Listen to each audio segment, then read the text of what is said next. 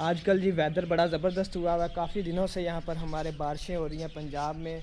और अभी भी बादल ज़रा चेक करें, ऊपर आसमान पर बहुत ही काले से आप बारिश जो है वो रुकने का नाम नहीं ले रही है। सही कह रहा हूँ बेबी? बारिश हो रही है। आप नहाए हो बारिश में? कैसे नहाए थे? रैबिट की पिक्चर बनाऊं? सामने हमारे यहाँ छोटी सी लेक बन गई है हमारे गार्डन में पानी की वजह से। और हमारे रैबिट्स चेक करें, ये देखे रैबिट्स जो है वो लूसन खा रहे हैं। और ये है बेबी का फ्रेंड। आओ बेबी, पकड़ लो अपने फ्रेंड को।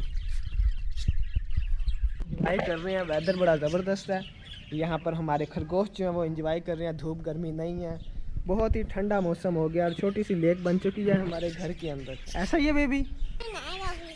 पिक्चर बनाऊं? वीडियो बना रहा हूँ आपकी। आप बनाओगे? आप किसकी वीडियो बनाओगे? मामू बना देते हैं। ये देखो रैबिट्स की वीडियो बन रही है। तोतों की भी बना दूं? ये देखें जी हमारे पैरट्स जो है, अंधेरा है अंदर लेकिन सब खुश हैं क्योंकि गर्मी नहीं है।